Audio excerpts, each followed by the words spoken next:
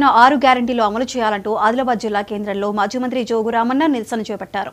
రైతు భరోసా రూపాయలు 15,000 రూపాయలు ఇవ్వాలని డిమాండ్ చేశారు. కాంగ్రెస్ పాలనలో రైతుల బతుకులు తెగిన గాలిపటంలో ఉన్నాయన్నారు. స్థానిక సంస్థల ఎన్నికల్లో ప్రజలు తమ సత్తా ఏంటో కాంగ్రెస్ ప్రభుత్వానికి రుచి చూపిస్తారని పేర్కొన్నారు.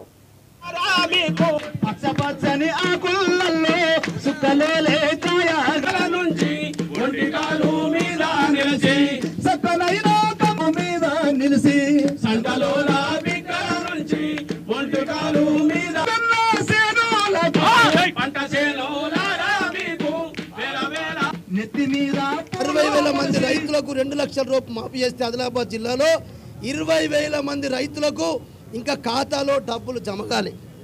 ఇంత పెద్ద మోసం జరుగుతుంది కాబట్టి ఇవాళ ఖచ్చితంగా నువ్వు ఎన్నికలప్పుడు హామీ ఇచ్చినావు, 3వ పంటకు అడిగినావు, కౌలు రైతుకు అడిగినావు.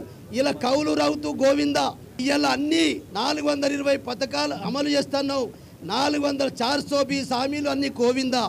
అందుకొరకే రేవంత్ రెడ్డి కూడా నువ్వు గోవిందనే, నీ కాంగ్రెస్ పార్టీ కూడా గోవింద చేస్తారు ప్రజలు. అందుకొరకే మేము ఆదిలాబాద్ నుంచి డిమాండ్ చేస్తున్నాం. బీఆర్ఎస్ పార్టీ పక్షాన మా కేటీ రామారావు గారు అయితే కార్యనిర్వాహక అధ్యక్షుడు పిలిపిచ్చిండో మండలాల వారీగా మీరు రైతులతోటి నిరసన కార్యక్రమం చెప్పిండు. తప్పకుండా చేస్తున్నాం.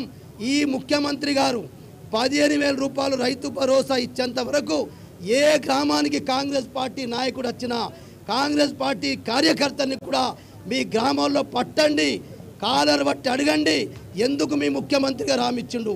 పోనీ కాంగ్రెస్ పార్టీ నాయకుడు నీది కూడా మాఫ్ అయిందా? నీది కూడా కాలే. కాబట్టి కాంగ్రెస్ పార్టీ నాయకులను కూడా ఊళ్ళు తిరగద్దని చెప్పి మనమందరం కూడా రైతులు ఎక్కడికక్కడ గ్రామాలల్లో కాంగ్రెస్ పార్టీ నాయకులు వస్తే నిర్బంధించండి. ఇప్పుడు కొన్ని సంక్షిప్త వార్తలు.